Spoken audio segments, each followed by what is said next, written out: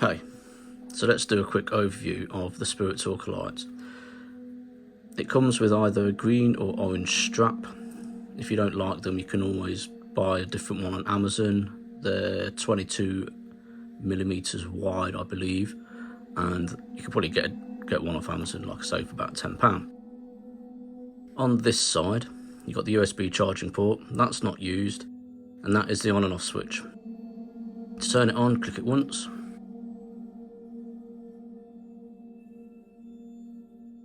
That's now on. To turn it off, click it twice. And that's now off. Okay, so a very important feature of this is the SD card. To get the SD card out, just click it in. You know, it's just a standard SD card. On here is several files. So there's your license file. That license file is unique to this particular device. So if you took this out and put it in another device running the same software, it wouldn't work. So it will only work on the device that it comes with. There's also a config file where you can change the voice and edit the time zone.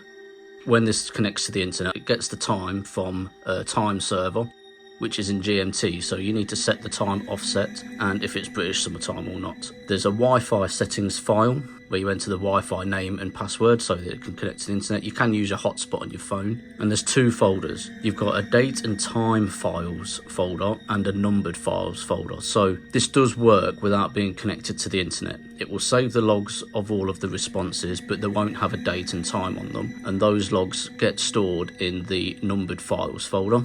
And there's the date and time files folder, and if this is connected to the internet, it will get the date and time, and then everything has a timestamp. So the names of the log files are timestamped, all of the responses are timestamped. On the left is a yellow battery indicator, currently showing at 100%, then the top bar will go down when it's at 75%. The middle bar will go at 50%, and then the bottom bar will split in half and it will go red at 25%. You charge it by plugging a USB cable in. It does turn on when you're charging it, but that's okay, just leave it. You don't have to have it running or anything, just plug it in, charge it up, unplug it, turn it off. So yeah, when there's power in the USB port, it automatically turns on. In here is a 700 milliamp LiPo battery. So these units do come with a little battery unit, but it's only 150 milliamps. So with a 700 milliamp battery, and they last hours now, about 4 or 5 hours maybe. You can upgrade the battery to a 1000 milliamp if you want, but you know, that'll be on you. I might make an instructional video on how to do that. This goes to the menu.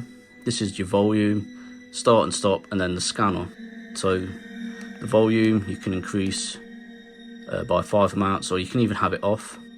I always have it just on the first bar. Yeah, start and stop runs Spirit Talker. And then the menu. So in the menu you have run Spirit Talker, Flappy Ghost, and software update. To update the software, go in here. As you can see, this is currently connected to my home network. So I download the update file from my website, save it on my computer. I type this number in here into a web browser. I can then log into the device and then upload the file that I've just downloaded, but there'll be a whole nother video showing exactly how to do that. Yeah, Flappy Ghost, we won't go into that right now, and then run Spirit Talker takes you back to here. Okay, let's talk about this scanner, because I know a lot of people are going to go, oh, it's fake, it's just a line moving up and down. Well, you're right, it is a line moving up and down, but it does serve a purpose. Okay, so if you had seen my last video that I put out where I demonstrated using this, I probably didn't give it much justice really, because I have got a much better video where I had a really good conversation with Oliver Cromwell, and I might upload that at some point. But anyway, when you turn it on, you can see the scanner starts moving up and down. That line going up and down is this red point in the two-C couple. Okay, so you can see the red dots moving around with the two-C couple. That red line represents that y-axis of the circle moving around. Okay, so let's talk about the two-C couple and how this selects words, because it's very hard to get something to select words that doesn't have any sensors.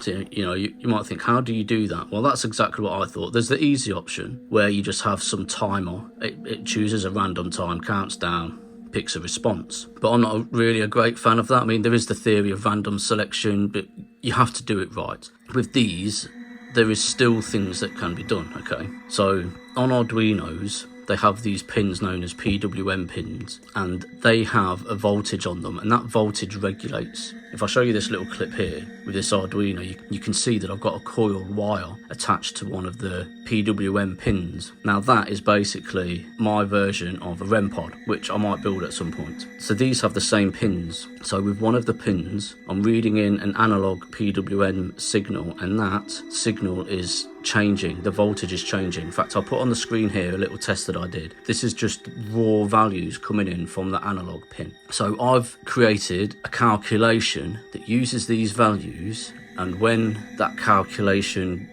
it's very hard to say without giving away too much, but I perform a calculation on these values from this analog pin that then halts the 2C couple. So in my last video, I explained that I use the hypertrochoids. So let's play the hypertrochoids. Okay, so the 2C couple's moving, we're using a hypertrochoid, the calculation's performed on this analog pin, which can be affected by electricity, static electricity. Like I've shown, you know, you can attach, I could literally put a coil wire into this pin in here and turn it into a REM pod now. The calculation gets performed, it stops the 2C couple, stops the hypertrochoid, and there's a particular point within that hypertrochoid, as you can see, moving around. So with Spirit Talker, everything's in 3D, as most of you know, and within this 3D cube are little cubes, which are also 3D cubes, and that gives it a type of multi-dimensional array. It's very hard to do that with a machine that has no sensors, especially no 3D sensors. But we're using the 2C couple. That's in 2D, so it's kind of similar, and it looks a little like this. So here we've got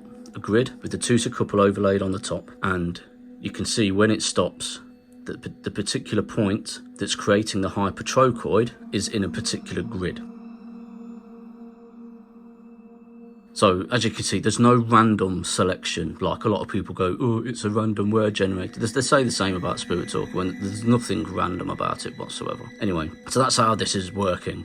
So we'll go through it again. You turn it on, the 2C couple starts moving. I'm reading values in from one of the analog PWM pins. I perform a calculation on that. When that calculation gives the correct result, the 2C couple stops, which stops the point of the hypertrochoid moving around, and from there we get a grid reference, and that is how that works.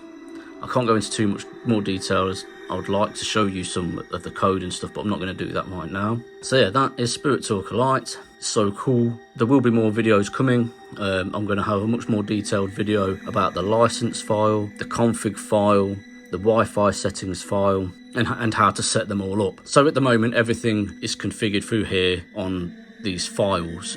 What I'm going to try and do in here in the future is put a settings option in here, and then in that settings option you can change the voice, because there's 6 voices you can choose from for this. Update the time and the Wi-Fi settings as well, so you don't actually have to configure all these files. It's nice and easy once you get your head around it. It's actually not too difficult. It might sound a bit daunting, but it's really not. So yeah, that is a quick overview of the Spirit Talker Lite, and I really cannot wait to release these. These are so absolutely cool.